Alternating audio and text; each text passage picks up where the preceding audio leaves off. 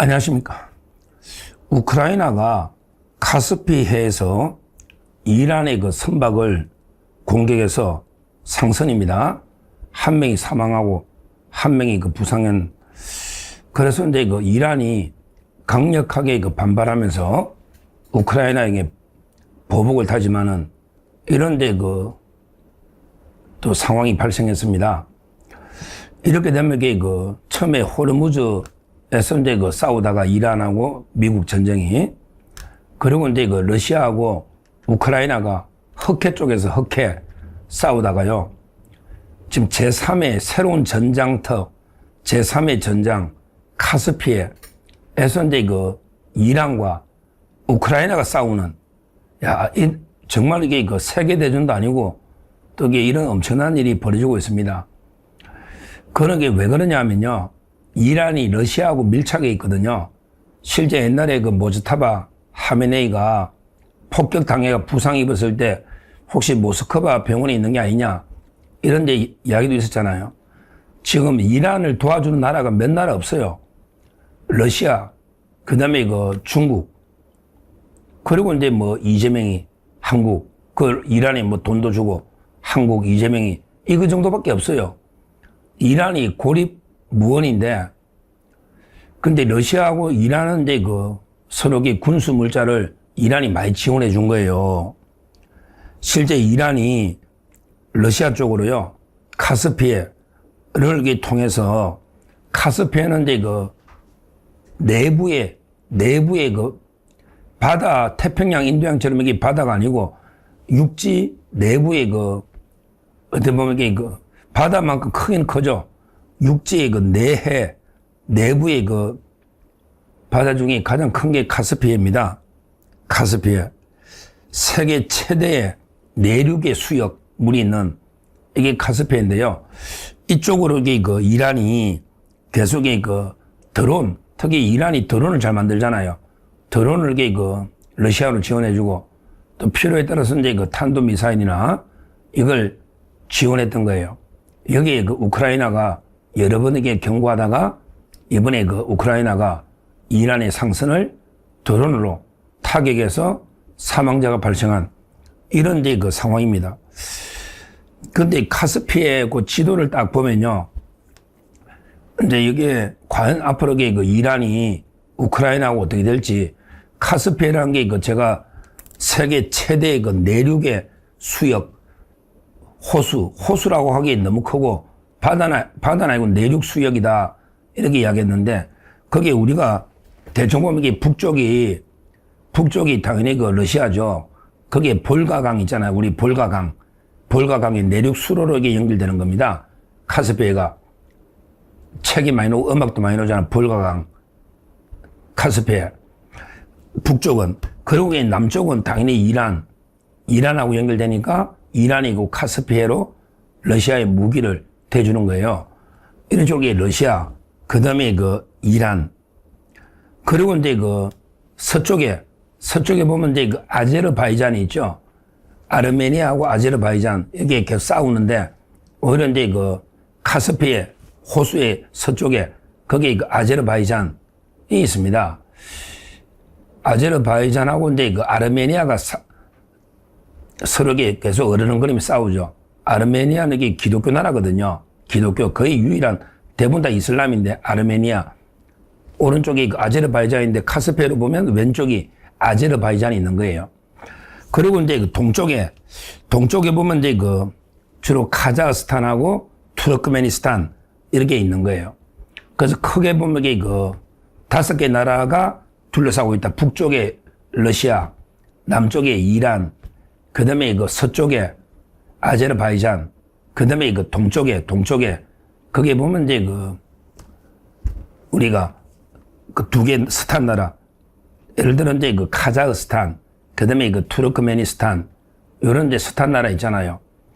저 위에 보면 가장 북쪽에 카자흐스탄이 있고요.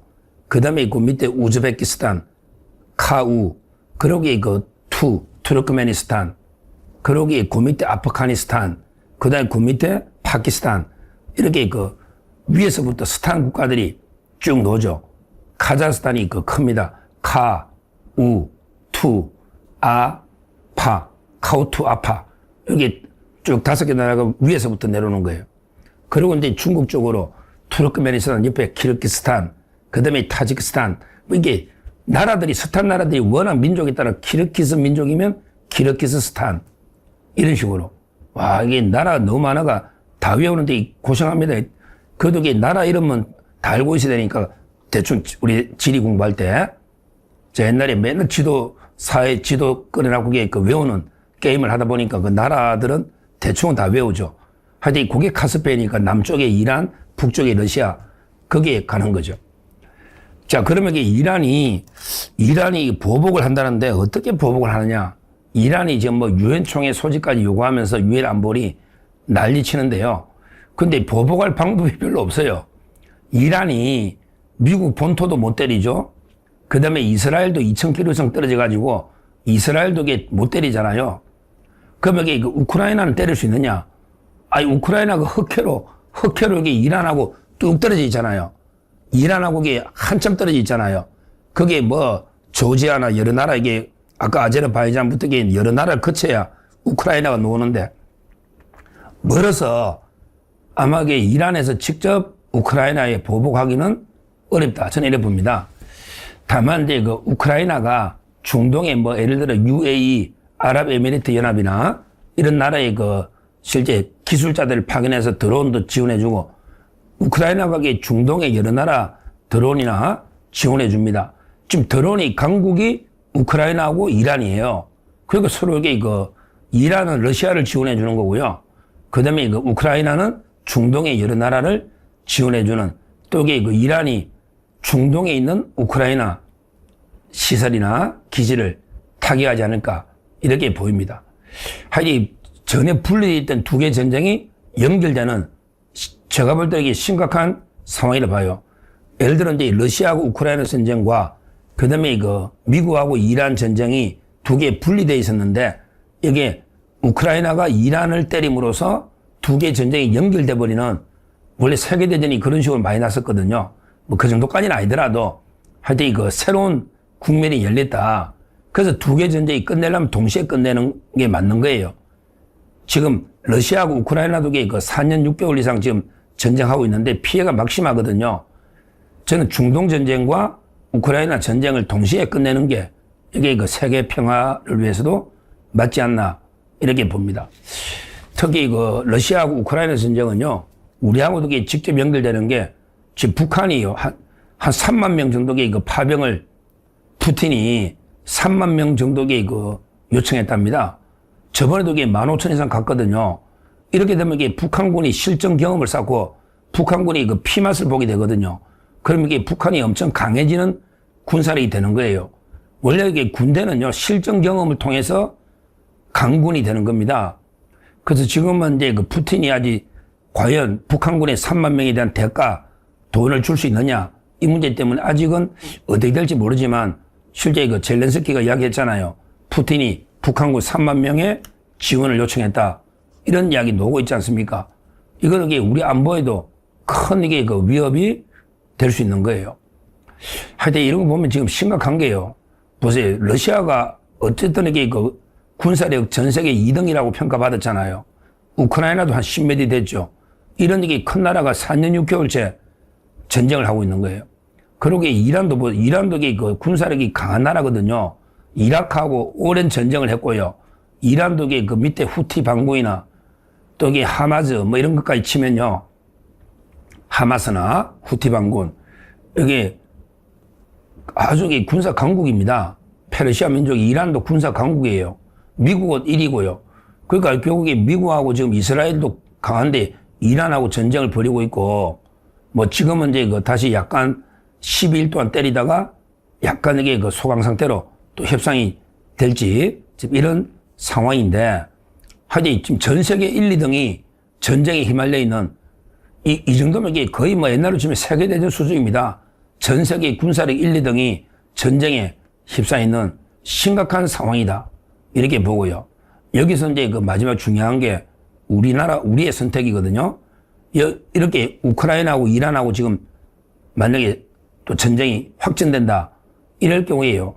이럴 경우에 이재명이는 계속 편드는 게 러시아, 그 다음에 그 중국, 그리고 이게 이란 편을 들거든요. 북한하고. 이렇게 편드는 게 이재명인데 이러면 이게 난리 나는 거예요. 저는 누구 편이냐? 저는요, 미국, 그 다음에 우크라이나, 그리고 이제 이스라엘, 그 다음에 그 대만, 이런 편을 저는 듭니다. 저는 항상 그 자유민주 가치를 공유하는 미국, 이스라엘, 또는 대만, 그 다음에 중동의 이란 제외한 다른 나라들, 그 다음에 그 일본, 호주, 캐나다, 그 다음에 나토, 이런 게 저는 우리의 동지다. 우리의 적은 러시아, 중국, 이란, 북한, 이게 우리의 주적이다. 이렇게 저는 봅니다. 근데 이재명은 거꾸로 항상 가서 러시아 편 들고 젤렌스키 조롱하고 또 그 대만 침략할 때도 하나의 중국을 지지한다면서 시진핑 편을 들고 그 다음에 그 북한 편을 드는 이게 바로 이재명이가 잘못하고 있는 외교다. 이 말입니다. 하여튼 이거 중요한 국제 뉴스입니다. 우크라이나가 카스피해에서 이란의 그 상선을 공격해서 지금 사망자가 발생했다. 여기에 이란은 강력한 보복을 지금 천명하고 있는 이런 데 그 심각한 상황이에요. 그러면 이게 전쟁터가 카스피해로 확대가 될 수 있다. 벌써 이게 그 호르무즈 흑해를 거쳐서 카스피해까지. 그러면 이게 엄청난 전쟁의 소용돌이가 또 커질 수 있기 때문에 심각한 상황이다. 앞으로 과연 이게 그 이란과 우크라이나 전쟁이 어떻게 진행될지 역시 이게 우리하고 직접 관계되는 거예요. 전부 이게 우리하고 직접 관계되는 전쟁이니까 우리가 관심을 가지고 지켜봐야 된다. 이런 때일수록 굳건한 이게 동맹이 필요한 겁니다. 우리 한미동맹, 이렇게 기본 축을 해서 굳건한 동맹으로 이런 데 그 전체주의, 공산주의 국가들에 맞서서 우리가 강력 대응해야 된다. 이렇게 말씀드립니다. 감사합니다.